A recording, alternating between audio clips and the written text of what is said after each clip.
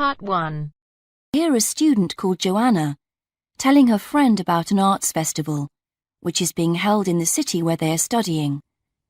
First, you have some time to look at questions 1 and 2.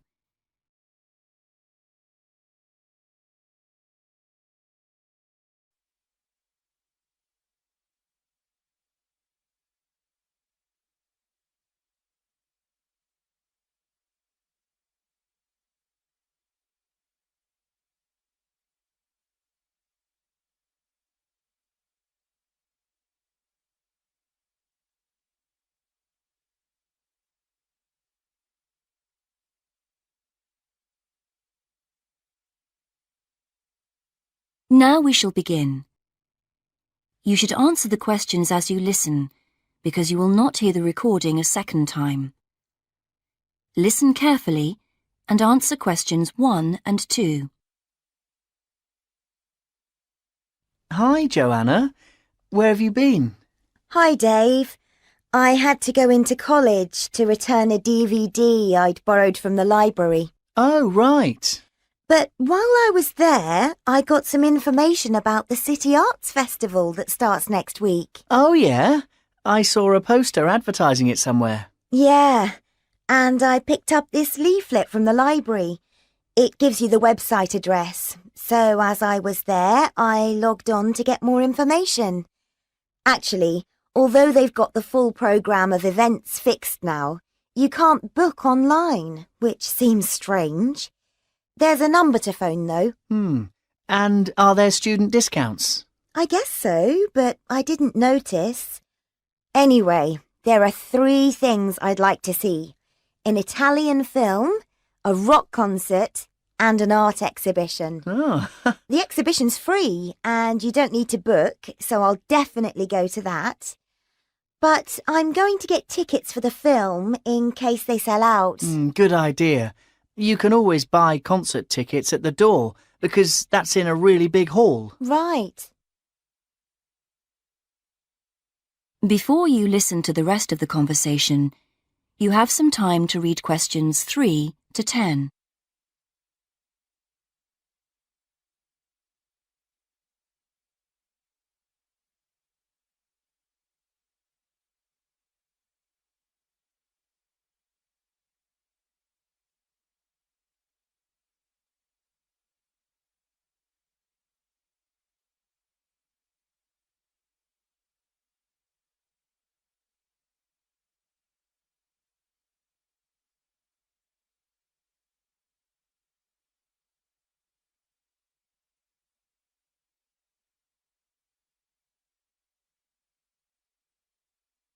Now listen and answer questions 3 to 10.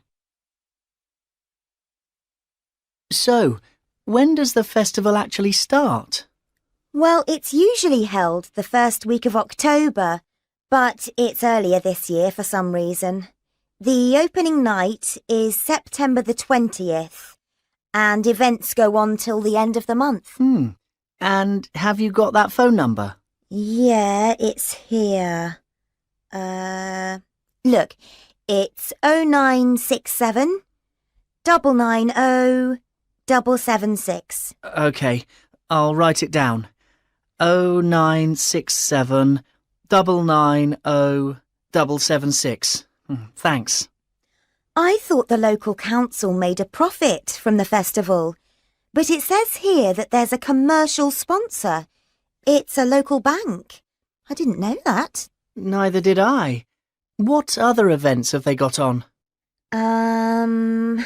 As well as the art exhibitions and stuff that's open every day, there are special events each day. Like on Monday, there's a musical in the City Hall. That's only £3.65 for students. I think I'll give that a miss. I've got football training on Mondays, but I'm free on Wednesday. There's a jazz band on then, and that's only £2.50 for students. Sounds good. Is that in the City Hall too? We could go. Well, I'm busy actually, but it's at the sports centre if you're interested. Oh, right. Thursday's the cheapest event, Only £1.25 for students, and it's on in the library. Can you guess what it is? Probably the college choir. Actually, no. They've not been asked, apparently. Oh. No, it's a poetry evening. Isn't there any modern dance on anywhere? On Friday. That's at the college. It's quite expensive, though. £15 for adults and £12.75 for students. Oh, yes, that is a lot. If I'm going to spend that much, I'd prefer to go out on Saturday. Yeah, me too. But on Saturday night, there isn't live music or a party or anything. Just the fireworks in the city park. And that's only £1.50. Yeah, that'd be good. That is the end of part 1. You now have half a minute to check your answers.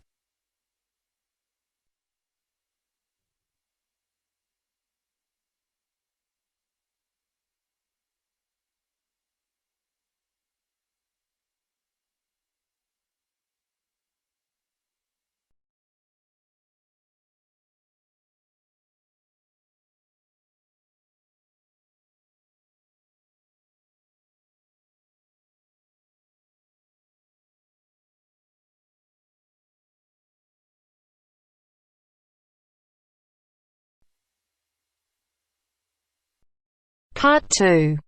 You are going to hear an interviewer who is interviewing Alan. He made a great discovery of Mungo National Park. First look at questions 11 to 15.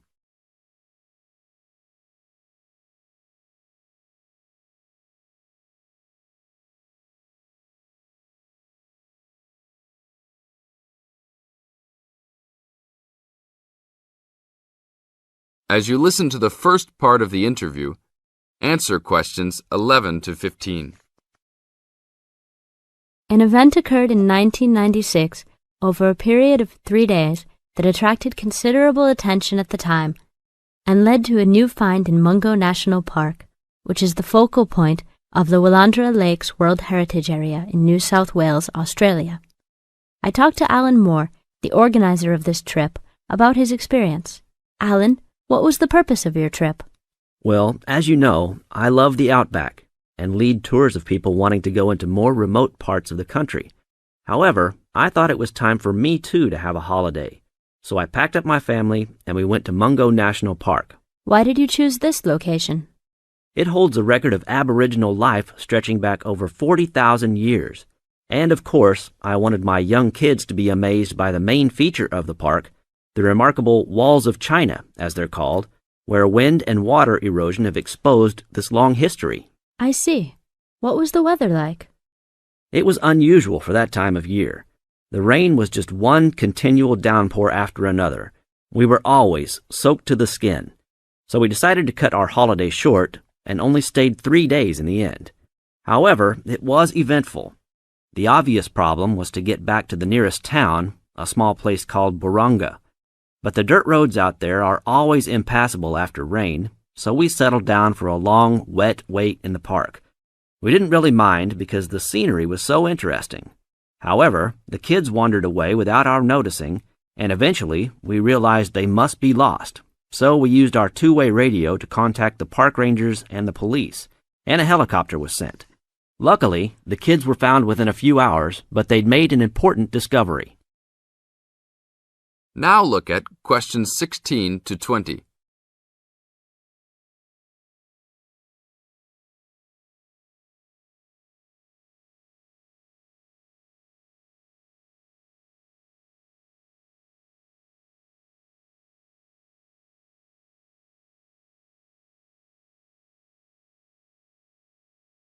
As the talk continues, answer questions 16 to 20.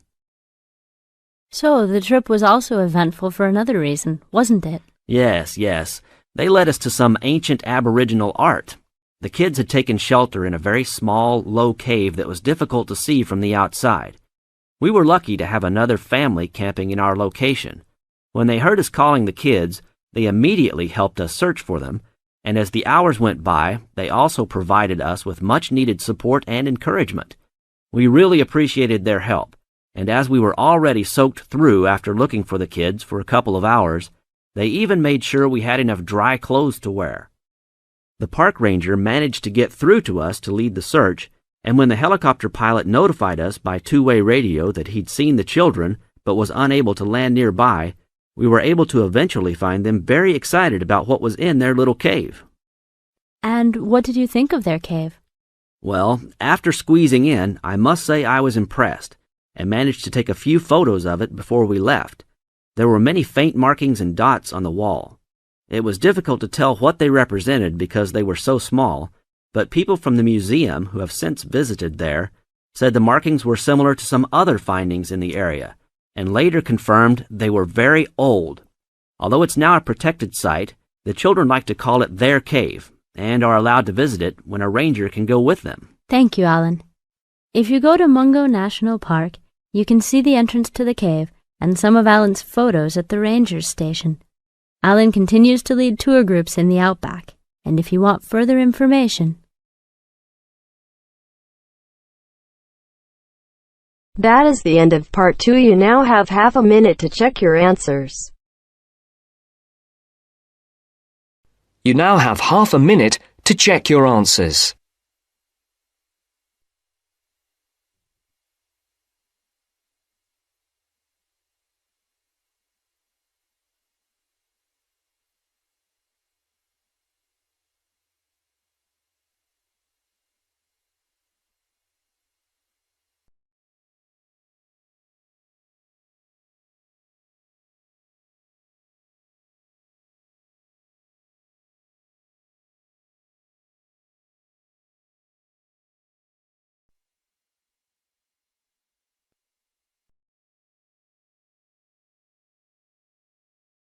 Now turns to part 3.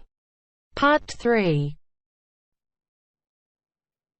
You will hear two undergraduates doing a research methods course. A girl called Leela and a boy called Jake having a seminar with their tutor. Now you have some time to look at questions 21 to 24.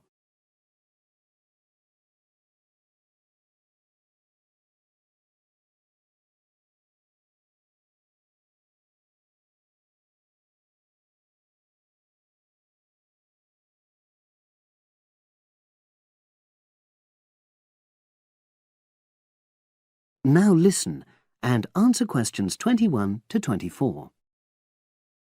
So, the task I gave you both was to choose an article about a small-scale research project. Yes. You were then required to try to reproduce the research procedures in your own context, i.e. try it out for yourselves. Yeah, and that's what we've done. Great. So I'd like you to tell me a bit about the article and why you chose it. Well, the article's written by 2 university lecturers who had started using crosswords to help their students revise terminology for exams. And the crosswords were designed and set on computers. And we selected the article because, well, it seemed an accessible topic, even though we weren't familiar with the technique. You know, using IT to design crosswords for higher education. That's a good reason. So these lecturers wanted to see how well this innovation was received by their students. Yes. So how did you go about reproducing the research? Well, we drew up a list of terms from one of our own modules and designed a crossword for revising these terms. Then we asked our classmates to try out the crossword and give us feedback, their opinions on how they felt about using the technique. Was it easy to find participants? It wasn't easy at first, but then we convinced them that by taking part in the research, they were actually benefiting themselves by preparing for an exam, which is coming up later this term. And it worked. Good. So how did you find out what the students thought about doing the crosswords? A questionnaire. The original article used a 2-page long questionnaire. There were lots of excellent questions on it, but the whole section on difficulties using IT is now obsolete. Old-fashioned even though it had only been written a couple of years ago. So you designed a shorter version? Yeah, then we sent it to the 40 students by email and got 28 replies.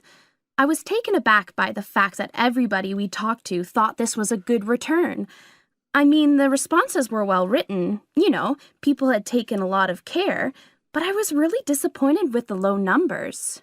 Yes, an important lesson to learn for an apprentice researcher. Yeah. Now you have some time to look at questions 25 to 30.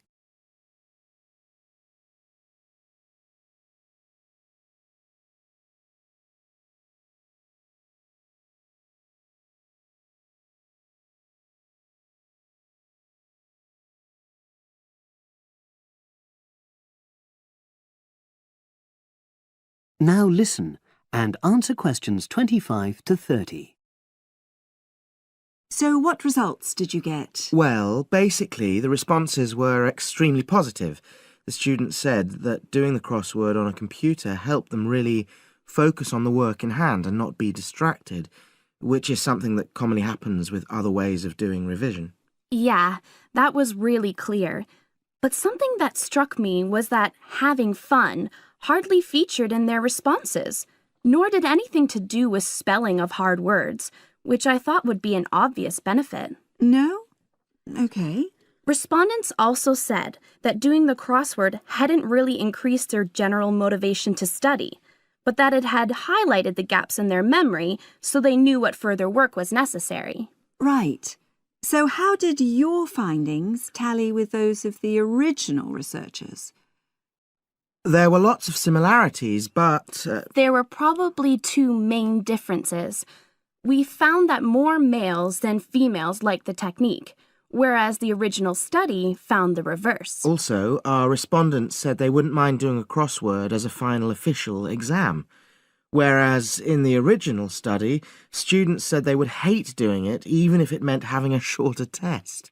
But of course, both sets of respondents said they'd be interested in doing more crosswords for informal purposes, revision, and so forth. Right. So let's have a think about the whole project and what you've learned from doing it. Well, it was very time-consuming. Yeah, and I don't think we managed that aspect very well. It could have been worse. I mean, we didn't have a lot of data, so we didn't have to spend ages processing it. And of course, we'd already done a course on numerical data processing, so there wasn't much new there. Yeah, that's true. Anyway, I think we designed our questions well so that they gave us manageable data. Yeah, it really helped having the original study to guide us, as it were.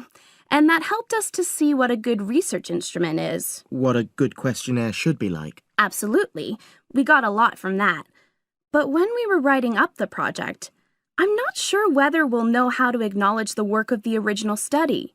Our referencing. No, that's something we'll both have to work on in the future.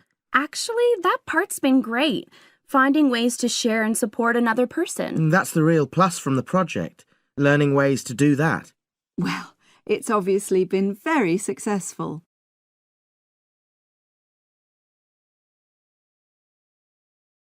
That is the end of part 3. You now have half a minute to check your answers.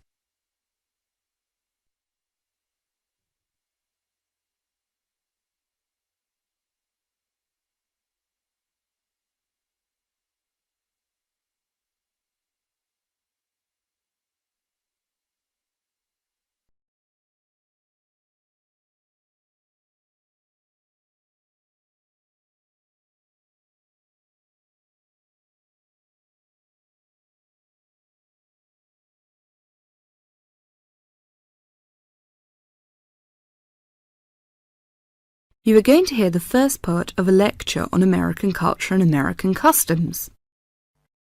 First, you have some time to look at questions 31 to 40.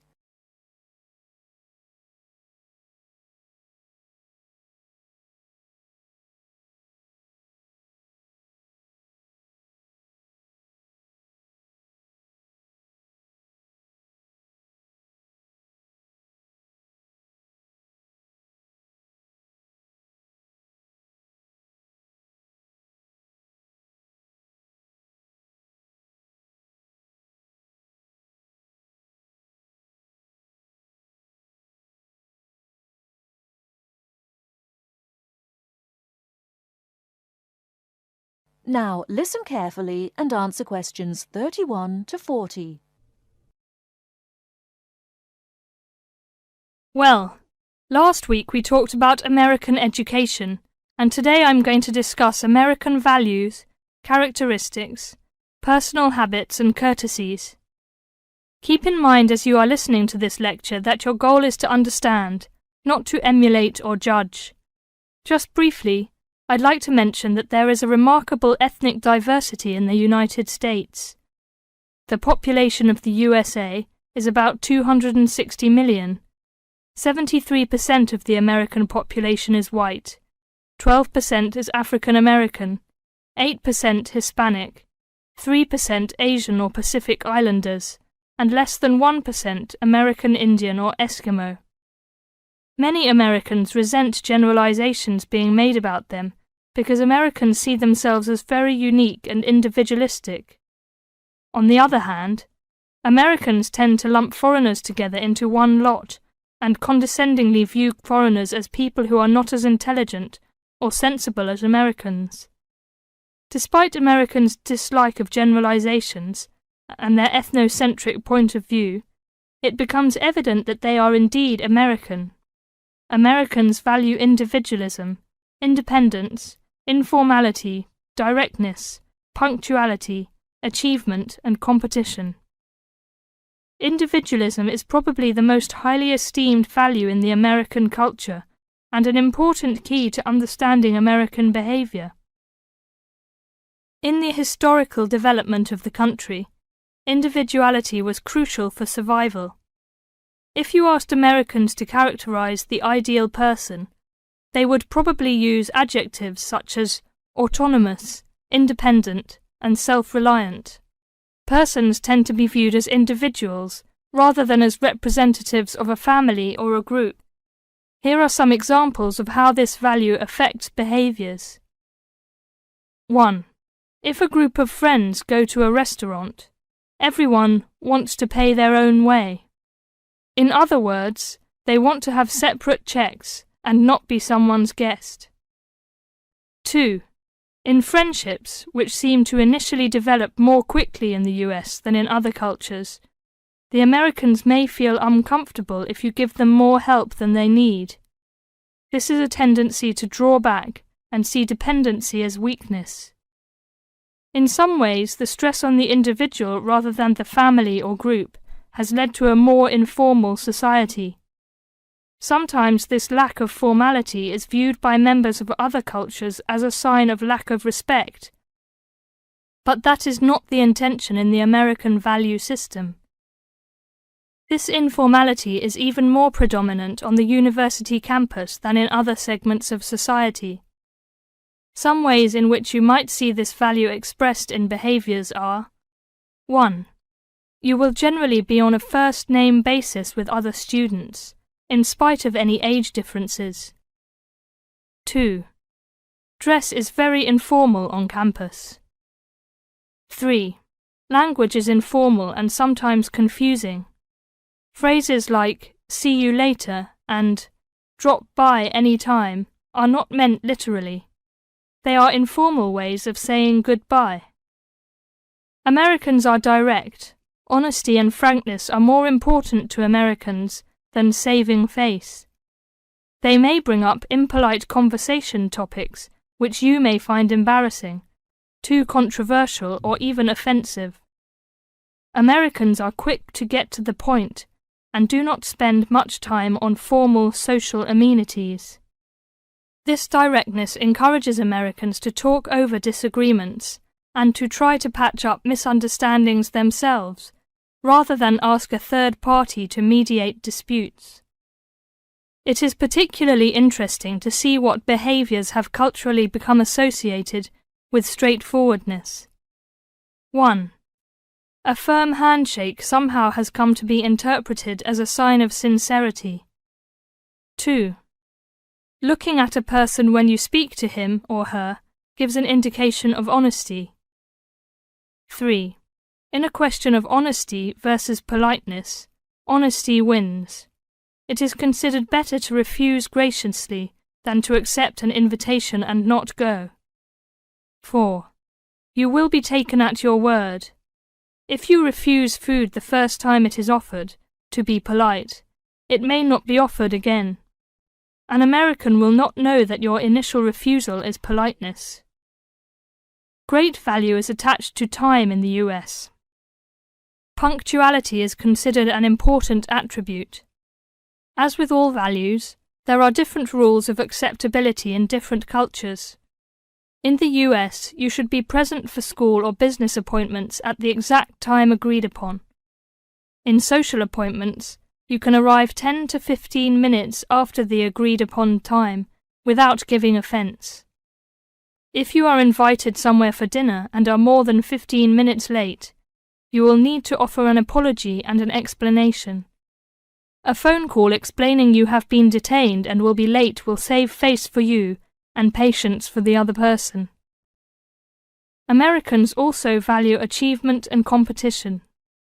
The American style of friendly joking or banter, of getting the last word in, and the quick and witty reply are subtle forms of competition. Although such behavior is natural to Americans, you may find it overbearing or disagreeable. Americans are obsessed with records of achievement in sports, and sports awards are often displayed in their homes. Also, sometimes books and movies are judged not so much on quality, but on how many copies are sold, or on how many dollars of profit are realized. That is the end of part 4. You now have half a minute to check your answers.